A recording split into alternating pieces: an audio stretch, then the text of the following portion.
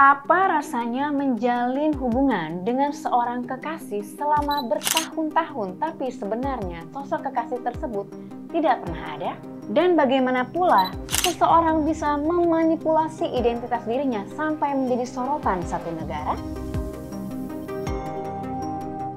Ketemu lagi nih para warga, sehat semuanya? Hari ini gua mau menceritakan kisah seorang pria yang pacaran selama bertahun-tahun, tapi dia nggak tahu jati diri asli sang pacar. Dan ternyata jati diri asli pacarnya itu sama sekali di luar dugaan. Plot twist, mind blowing, ini adalah kisah seorang Manti Teo. Gak pakai lama, yuk kita mulai ceritanya. Manti Teo lahir di Laie, Hawaii pada tanggal 26 Januari 1991.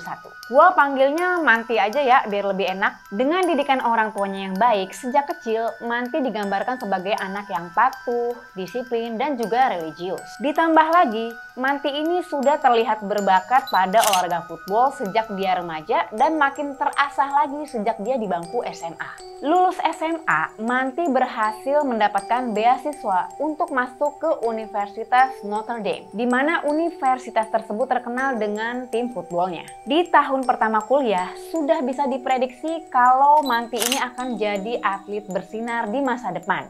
Bukan main prospeknya si Manti nih. Tahun 2009 adalah masa-masa kejayaan Facebook tuh. Dimana orang-orang getol banget tuh bikin status Facebook. Rajin nge-add orang, dapat teman baru, ya kan? Ngaku siapa yang dulu sering update status FB.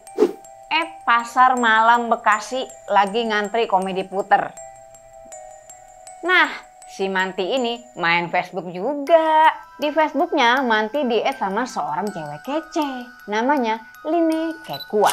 Tampilan profil FB si Lena ini meyakinkan banget. Di situ dia nulis kalau dia kuliah di Stanford University dan juga bergabung di klub voli kampusnya.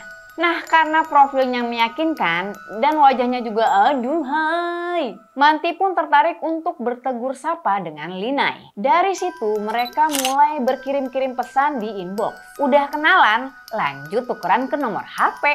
Alhasil, ya komunikasinya berasa lebih dekat, lebih sering. Setahun kemudian mereka pun jadian. Tapi tetap di situ mereka belum pernah ketemu, jadi mereka LDR-an tuh. Manti kuliah di Indiana, sedangkan si Lena ini kuliah di California. Sebenarnya si Manti ini udah sering bilang ke Linai kalau dia pengen banget ketemu. Tapi si Linai nolak terus. Ya udah deh, akhirnya si Manti ngalah. Dia sabar menunggu waktu yang tepat. Walau belum pernah ketemu, tapi komunikasi mereka bagus. Mereka telepon-teleponan tiap malam sambil bertukar cerita. Ya layaknya orang baru jadian gitu. Manis bener itu percakapan tiap malam. Kalau kata si Manti, suara si Linai ini lembut, adem gitu.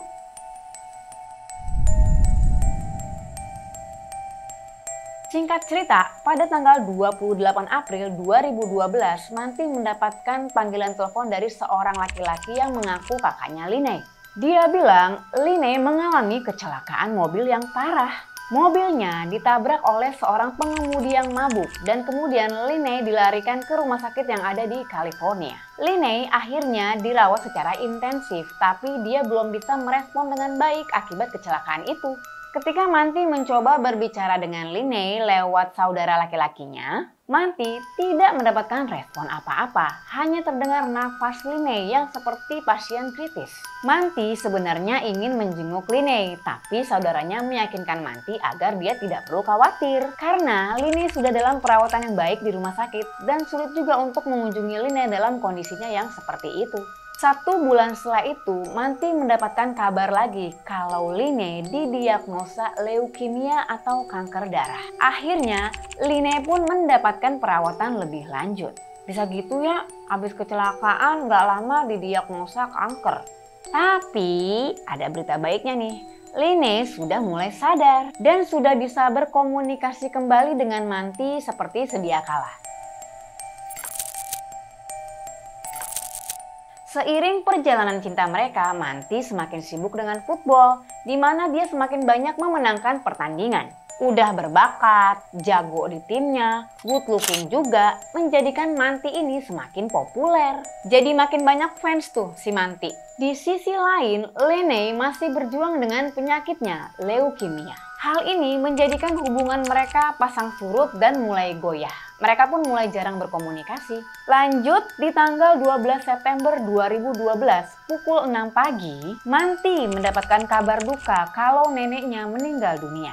Di saat itu, Manti dan Lene masih saling berkomunikasi. Tapi karena ada dalam suasana duka, Manti pun menjawab singkat-singkat aja karena moodnya juga sedang tidak baik. Lene yang merasa Manti lagi nggak minat untuk bercerita akhirnya menutup pembicaraan. Manti pun kembali bersiap-siap untuk latihan karena dalam beberapa hari ke depan tim footballnya akan menghadapi pertandingan. Tapi nggak lama setelah itu Manti mendapatkan telepon dari seseorang yang mengaku sebagai sepupu Lene. Dia histeris mengabari bahwa Lene meninggal dunia. Apa nggak runtuh itu dunia si Manti? Kehilangan nenek dan kehilangan kekasih tercinta juga di hari yang sama. Saudaranya Lene ini pun melanjutkan cerita. Dia bilang Lene selalu menulis surat cinta setiap Manti bertanding di lapangan. Entah gimana caranya, surat itu pun dibaca oleh Manti. Dan surat-surat yang dibacanya itu memberikan semangat yang baru bagi Manti. Di surat itu tergambarkan bahwa Lene ingin agar Manti harus terus maju dalam permainan footballnya. Manti harus menjadi yang terbaik karena Lene tahu football adalah segalanya bagi Manti.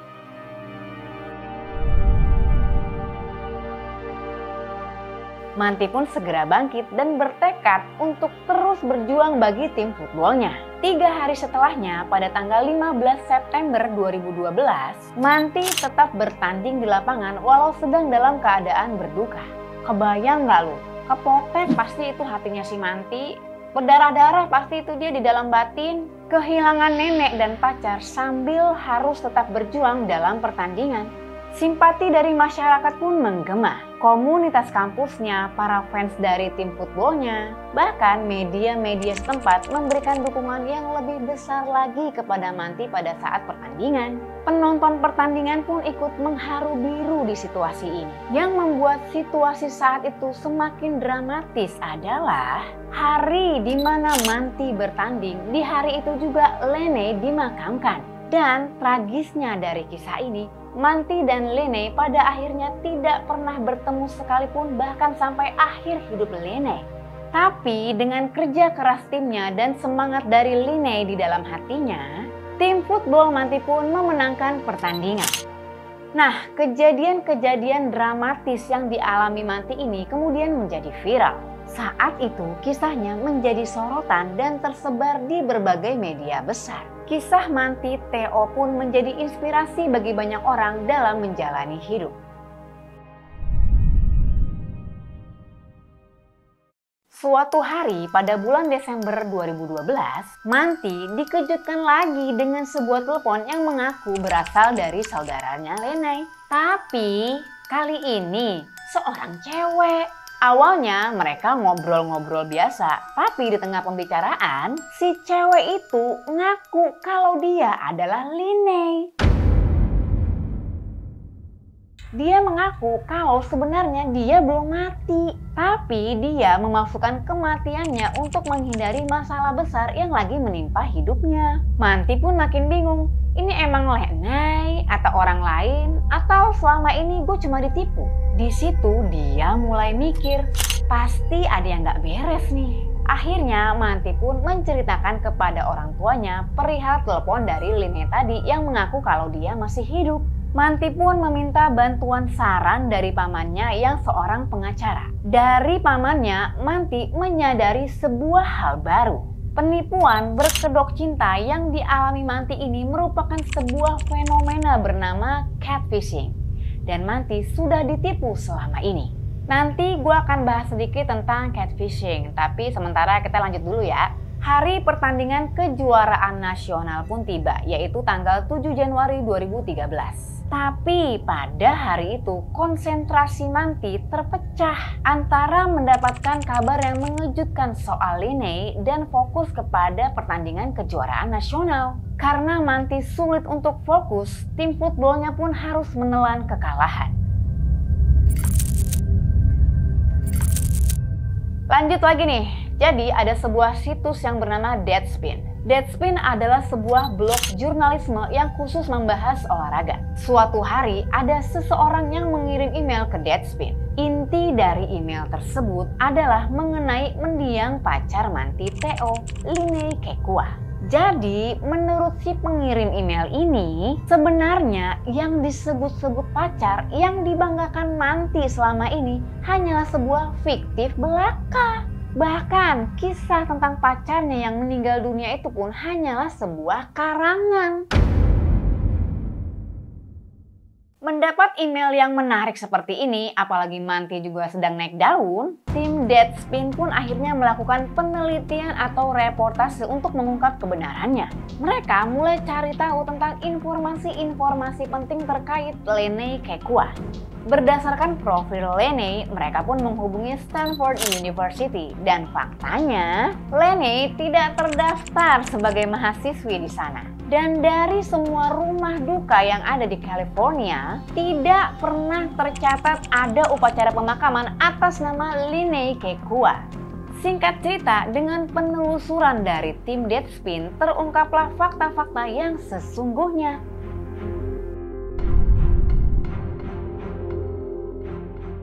Jadi, foto-foto profil Facebook yang tadinya diyakini bernama Line Kekua bukanlah nama yang sebenarnya. Wanita di foto tersebut pada kenyataannya bernama Diane O'Meara. Dan orang yang asli di balik Line Kekua adalah seorang pria bernama Ronaya Tuiasosopo.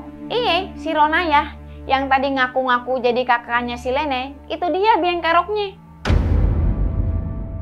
Setelah beberapa lama menelusuri fakta, akhirnya Deadspin pun merilis berita yang menggemparkan publik. Kisah kematian kekasih Manti Theo yang memilukan dan menginspirasi ternyata hanyalah sebuah hoax. Setelah dirilis, publik pun ramai memperbincangkan kejadian ini. Heboh dah tuh orang-orang, ya kan? Image si Manti yang baik, berbakat, sayang pacar, semuanya hancur dalam sekejap. Tersebar luas dah tuh berita, ya kan? Udah jadi viral tuh. Orang-orang pun pada akhirnya mencap Manti Theo sebagai seorang pembohong. Nah, media-media pun akhirnya mengundang Manti, Ronaya, dan juga Diane O'Meara untuk mengkonfirmasi kejadian ini. Mereka pun muncul ke publik untuk diwawancarai. Saat Manti diwawancarai, dia mengaku benar-benar tidak tahu identitas Lene yang sebenarnya. Ya, dia polos aja gitu menjalani hubungan LDR sama si Lene. Sampai 3 tahun lebih emang gak pernah ketemu sama si Lene. Dia pun mengkonfirmasi kalau dia sama sekali tidak bermaksud untuk menipu publik dengan kematian Lene karena dia juga merasa tidak terlibat di dalamnya. Dia benar-benar setulus itu kepada Lene. Tulus, naif, polos. Ya kira-kira itulah karakter yang bisa digambarkan dari seorang Manti dalam hubungannya dengan Line. Tanpa dia tahu kalau hubungannya itu hanyalah sebuah tipuan Ronaya yang disebut dengan istilah yang udah gue sebutkan sebelumnya tadi, catfishing.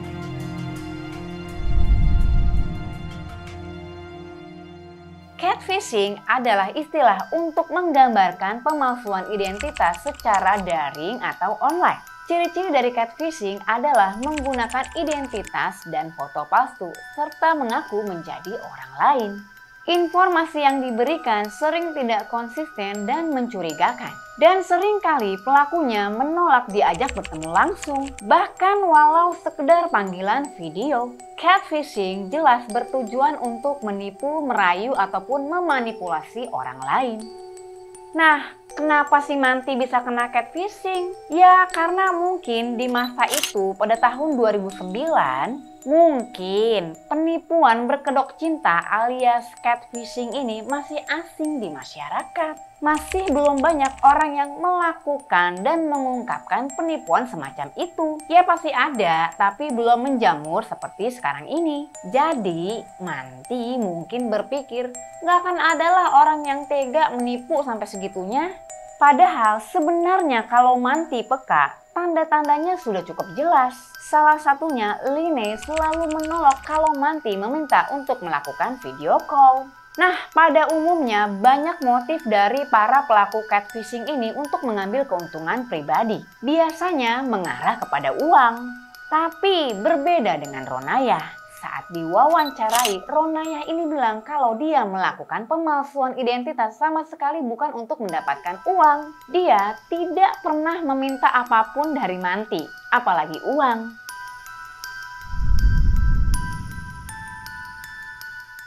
Menurut pengakuannya, dia sangat mengagumi Manti Theo dan sengaja menciptakan sosok fiktif Line Kekua sebagai pelarian dari hidupnya yang berat dan trauma masa kecil. Ronayah di masa kecilnya merasa tidak bahagia karena harus selalu mengikuti keinginan orang tuanya. Dan di masa itu Ronayah tidak pernah berani untuk mengungkapkan kondisi hati dan jati dirinya yang sebenarnya. Bahwa walau terlahir sebagai pria, dia merasa menjadi pria bukanlah pribadi yang dia inginkan. Dia ingin merasakan kehidupan sebagai seorang wanita. Karena ketidakmampuannya untuk mengungkapkan hal tersebut, dia memutuskan untuk menciptakan kehidupan seorang wanita sesuai dengan keinginannya. Dari situlah tercipta sebuah karakter fiksi bernama Line Kekua. Sebenarnya Ronayah bukan cuma menciptakan karakter Line, tapi agar lebih dipercaya dan tampak meyakinkan, di Facebook Ronayah juga menciptakan karakter-karakter yang lain. Ada yang berperan sebagai orang tua Line, ada yang berperan sebagai kakaknya Line, dan juga adik sepupunya Line. Komunikasi dengan Manti yang ngakunya dari saudaranya, kakaknya, dari sepupunya, yaitu sebenarnya dari si Ronayah. Dia juga. Para warga mungkin pada heran nih, emang suaranya si Ronayah itu kayak gimana sih? Kan dia laki. Kok suaranya bisa jadi perempuan? Lah, bisa coy. Jadi gini, si Ronayah ini berprofesi sebagai seorang penyanyi kafe. Jadi mungkin, ini gue nggak generalisasi ya. Mungkin kebetulan dia emang bisa bikin suaranya seakan-akan kayak perempuan. Dia juga cerita, caranya gini nih, dia harus masuk ke dalam sebuah ruangan yang gelap dan juga sepi. Dan memang benar, Ronayah sendiri pernah mempraktekkan hal tersebut di sebuah wawancara dan terbukti. Hey babe, I'm just calling to say good night. I love you. I know that you're probably doing homework or you're with the boys or grabbing me. What a fatty. But I just want to say I love you and good night. And I'll be okay tonight. I'll do my best. Yeah. So get your rest and I will talk to you tomorrow. I love you so much, friend. Memang dia bisa memasukkan suaranya seperti perempuan.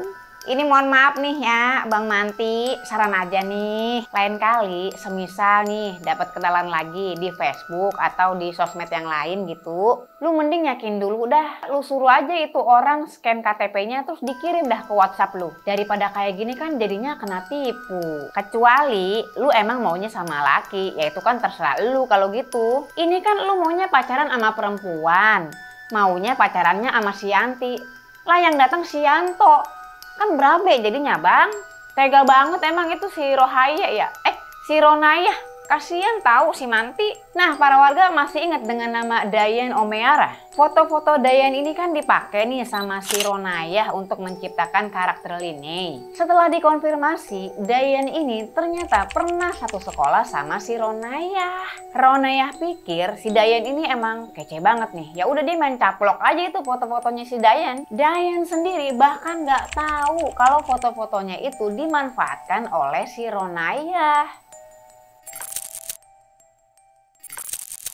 Para warga nggak disangka-sangka dampak dari insiden ini ternyata sangat besar. Mungkin pada awalnya Ronayah ini mengira bahwa tipuan berkedok cintanya ini hanya keisengan belaka yang tidak akan merugikan siapapun.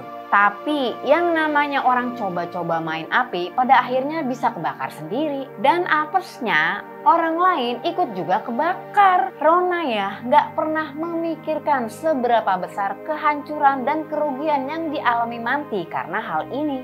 Karena insiden ini, image Manti pun tercoreng. Bahkan banyak orang yang menjadikan Manti sebagai bahan ejekan. Lebih parahnya lagi, karir Manti di dunia football pun sempat tersendat. Pokoknya rugi bandar itu si Manti. Tapi para warga selang beberapa waktu lamanya, pemberitaan mengenai insiden ini pun mereda. Karir Manti pun mulai bersinar lagi. Menyala lagi Manti Theo. Sepanjang karirnya di NFL atau Liga Besar Football, Manti Theo telah memperkuat tim San Diego Chargers, New Orleans Saints, dan terakhir di Chicago Bears. Manti juga sudah menikah dengan seorang wanita. Nah, kalau yang ini wanita tulen ya, namanya Jovi Nicole Endino di San Diego, California pada tanggal 29 Agustus 2020 dan mereka sekarang sudah dikaruniai 2 orang anak. Manti pun mengakui kalau dia sudah memaafkan Ronayah. Sedangkan si Ronayah sendiri juga udah melanjutkan hidupnya dengan menjadi seorang transgender dan mengganti namanya menjadi Rohaye. Bukan Naya, namanya berubah dari Ronayah jadi Naya aja. Kisah fenomenal Manti Theo ini pun sudah diangkat menjadi film dokumenter di Netflix pada tahun 2022 dengan judul Untold, The Girlfriend Who Didn't Exist. Terakhir nih, buat lu para warga yang cowok-cowok, mohon maaf nih, gue cuma saran nih. Kalau kenalan sama orang nih di sosmed, kelihatannya ceweknya kece gitu kan, suaranya halus, cek lagi dah beneran. Ya mana tahu kan, amit-amit gitu kayak si Ronayah bisa bikin suara-suara palsu. Kecuali lu mau terima nih, muka online-nya begini, muka offline-nya begini. Baik-baik lu, jangan sampai ketipu di dunia tipu-tipu. Di dunia tipu-tipu, kamu tempat aku bertumpu. Ya, sekian dulu dari gue. Mohon maaf kalau ada kata-kata atau informasi yang dinilai kurang tepat atau penyampaian gue yang dinilai kurang pantas. Tonton terus video-video gue berikutnya. Mau lihat ya godang? Lanjutkan, merdeka atau wati.